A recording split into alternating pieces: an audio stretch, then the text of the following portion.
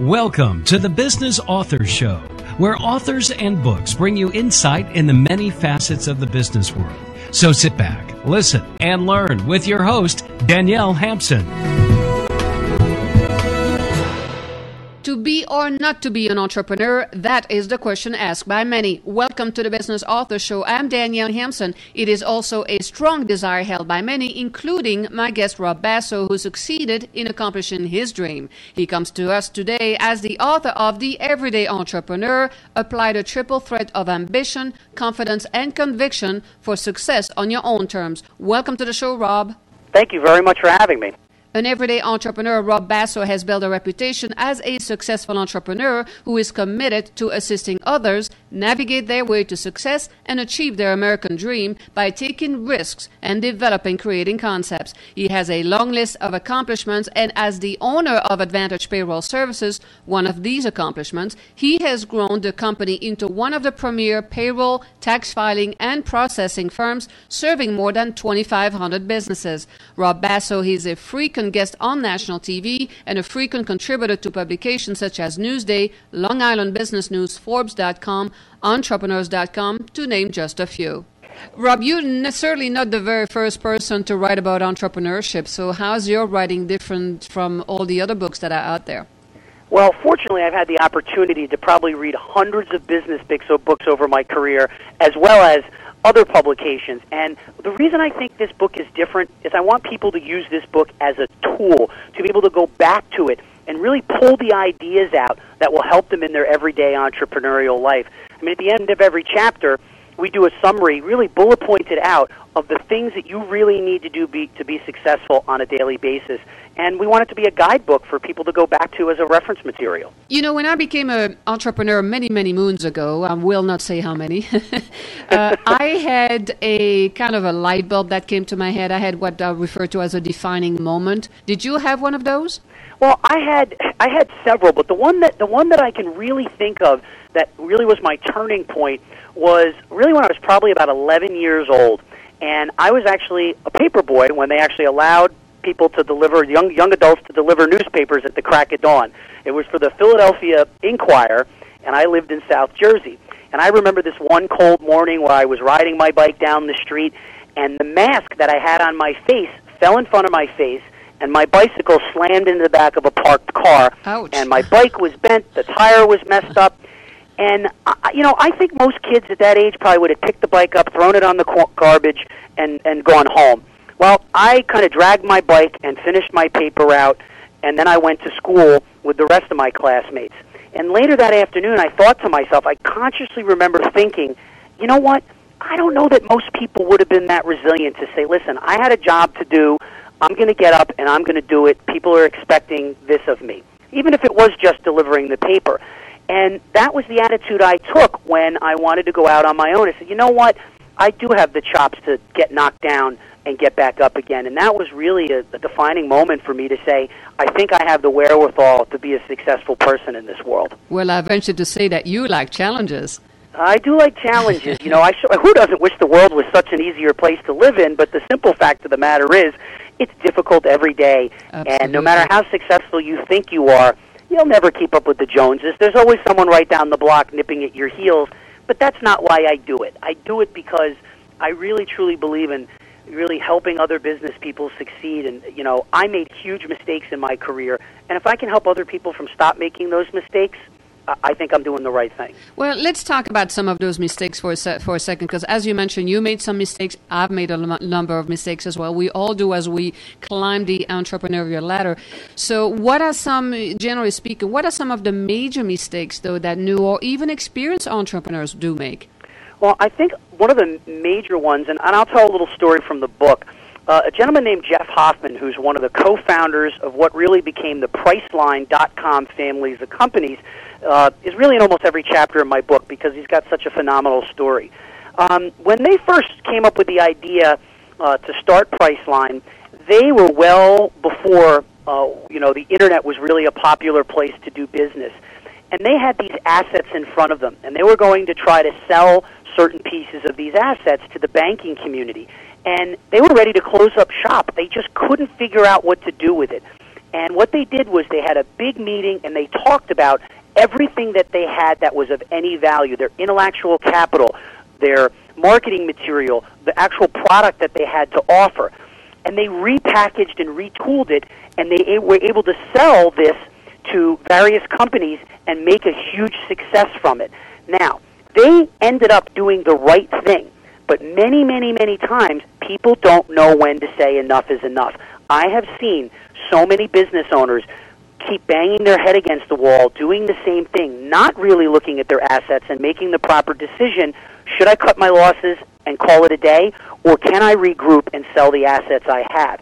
So one of the biggest things I can say is when it's time to cut your losses, you need to cut and run, but don't leave until you know you've exhausted every opportunity to make your assets work for you. We mentioned already the word challenge just a couple of minutes ago, and as you indicated, we all wish that the world was an easier place to do business with, that's for sure. So in today's economy especially, what are some of the greatest challenges that small businesses face today in terms of growth? Well, obviously you've heard, no matter what news station you turn on, and when you talk to your fellow small and medium-sized business owners, the biggest thing is access to capital. Right. When small business owners are undercapitalized and entrepreneurs are trying to get their ventures off the ground, they are generally doomed to have much less success than if they were properly capitalized. I'm actually the founder of a community bank out in Long Island where I live, and we've got 4 or 5 branches now, and we're doing very well, and we've been able to loan money to small and medium-sized business owners. The truth is most financial institutions are slowly crawling out of their hole to be a little more lenient with getting this access to capital. But by no means is it what it was 5 years ago. In fact, we just hosted an event called Venture Pitch. Myself and a gentleman named Damon John, who's the host of the hit ABC show Shark Tank, we did a live version of the Shark Tank show called Venture Pitch, where we had people pitching their businesses and venture capitalists and private equity individuals in the crowd.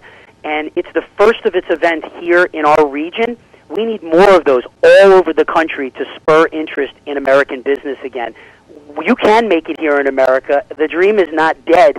People just need to wake up and realize that we still have the best country in the world, but they need to do something other than complain. We still do, but yes, you're right. Everybody is complaining, but people are also very scared right now because they don't know what's at the end of the tunnel. Well, neither of us have a crystal ball, Danielle, and the only thing you can do is be in control of your own world and try to make the best decisions as a small business owner or entrepreneur.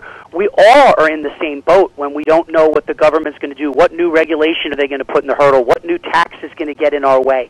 This is the art and skill of being successful in business, trying to be ahead of those trends and being cognizant that you are not in control of everything and realizing that you need to jive your business model to keep pace with what's going on in the world. And that's what I find exciting. That's why I like getting up every day.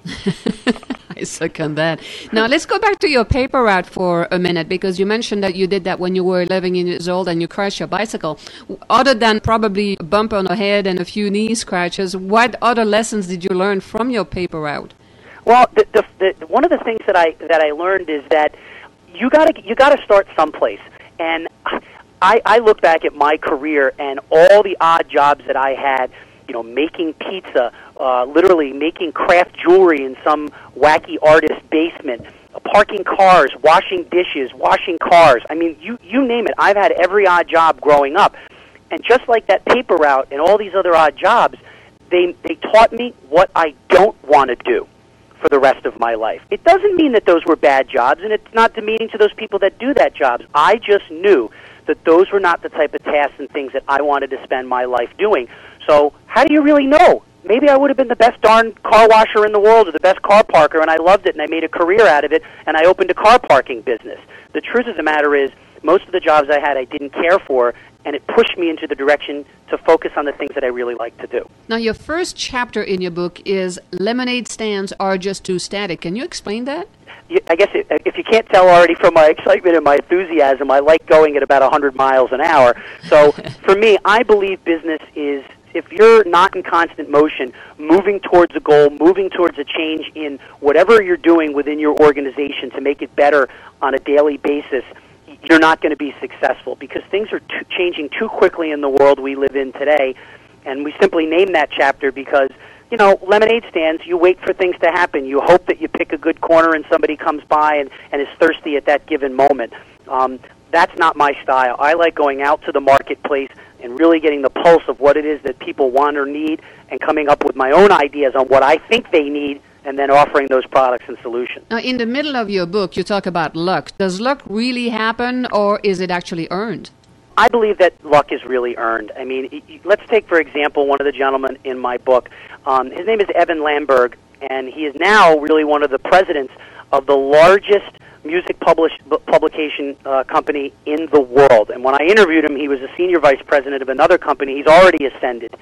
His whole story literally started being in the filing room, getting coffee for people, and learning the business from the ground up, knowing what people wanted, knowing what their likes were, what their dislikes were, being involved, immersing himself in the entire operation of the music business.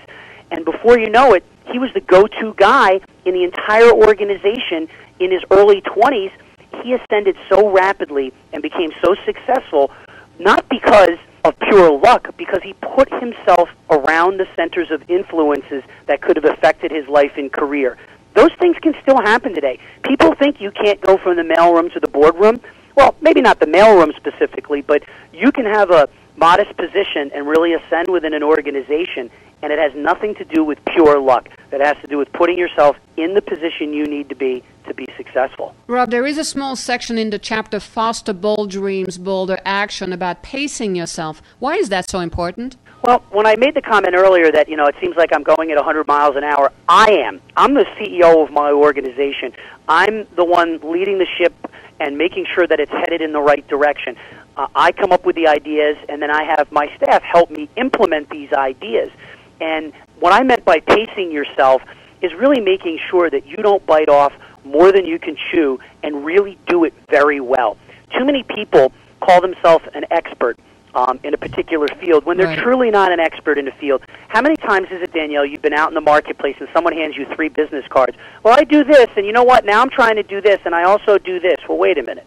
Do you really want to buy all these services from somebody? There's no way they're an expert in all these 3, 4, 5 different lines of business they say that they're capable of doing. I believe in really picking strategic things and opportunities and spending extreme effort to make them work. If they don't work, you move on to the next one. And to me, it's about making sure that your team and your staff are ready to put those, make your actual bolder dreams come true. Now let's talk about the big guys versus the little guys. How can a small mom and pop shop compete with the franchises of the world? For example, take a Bob's Coffee Shop versus Starbucks. It's all about your positioning in the marketplace. If you take, a small coffee shop on the corner compared to the Starbucks down the block, the reality is the marketing power behind Starbucks is incredibly overwhelming. What people need to do is create a customer experience no matter what you sell, whether it's coffee, whether it's widgets, whether it's a business service. You need to create that experience that is completely different in the marketplace. Yeah, you might be offering the same product or service as somebody else, but it's how that individual feels when they're experiencing your product or service. You look at my core business. I own a company called Advantage Payroll Services. Okay, it's the payroll service industry. Oh my gosh, it's probably one of the most boring industries in the world, but it's also a vital service that connects people with the money that they need to run our entire country. Now, even the way that I explain what I do for a living is distinctly different than the way my competitors explain it. I'm the link that feeds the economy the fuel that it needs to get the money it needs for people to buy the things they need to do to increase our GDP and have this country be successful. Other payroll companies say, we process payroll checks and pay taxes. So what I've done is created a methodology how I go out to the marketplace and really make my company feel more important to them as an individual, not just a business owner, but an American in the marketplace. Anybody can do that if they put enough thought into it. That's how you compete with the big guys. Let's talk for a second about risk, because both you and I know that to be an entrepreneur, that also means that you got to be able to handle risk, and you're going to be taking a lot of risk in your lifetime. So how much risk should entrepreneur expect to take on, and how should they be able to handle it? Well, that is a challenging question to answer, and I think by definition, an entrepreneur is someone who takes a risk. There are people that are entrepreneurial within their organizations, meaning they come up with great ideas and great concepts for the companies that they work for, but really, to be an entrepreneur, you have to be stepping off that ledge. Here's an example. Selena Kufay, who's really chronicled throughout my book, was a Harvard-trained lawyer, very successful businesswoman working for Procter & Gamble and some of these large organizations. She basically said, I'm going to leave all this behind me, and I'm going to import wines from South Africa. Now, some people might think that's crazy. Very high six-paying job, and I'm going to leave that to go import wine? Well, you know what? She got all her ducks in a row, and she really stepped off that ledge, and she went out on her own. That's someone who took a significant risk. But here's the thing. Was it really? She really felt that she had a great business plan. She had saved appropriately. She was properly capitalized. And 5 or 6 years later now, she's got an incredibly successful, thriving business, financially doing better than she ever was working for these big organizations. So how much risk an individual takes? Well, it depends on your penchant for taking risks. Some people have an incredible stomach for it, and some people don't. I have to tell you, my risk-taking has actually become smaller as I've gotten more successful, not bigger. And I think some people do the opposite. I realize what I have, and, the multiple opportunities I get involved with, I am a lot more careful where I invest my money than I ever have been. Entrepreneurs also read a lot of business-related books, and reading, as we all know, is a very powerful tool as it can have a profound effect on one's life or career path. You said early on that you read a lot of books. What is the one book that has had a profound effect on the business aspect of your life? One of my favorite writers is Malcolm Gladwell, and he wrote a book called The Tipping Point. And any of your listeners that are out there who haven't read Malcolm Gladwell, he's probably written 5 or 6 books. He was a fantastic writer who writes for The New Yorker magazine, and just a tremendous thought-provoking individual. And it's really not a business book. It's about different things that create significant momentum or change in the world. And he did such a masterful job that I was really struck by this. And I realized that in my own world, in my own life, there are certain things that really make things one little feather on that scale that makes everything tip in a positive or negative direction.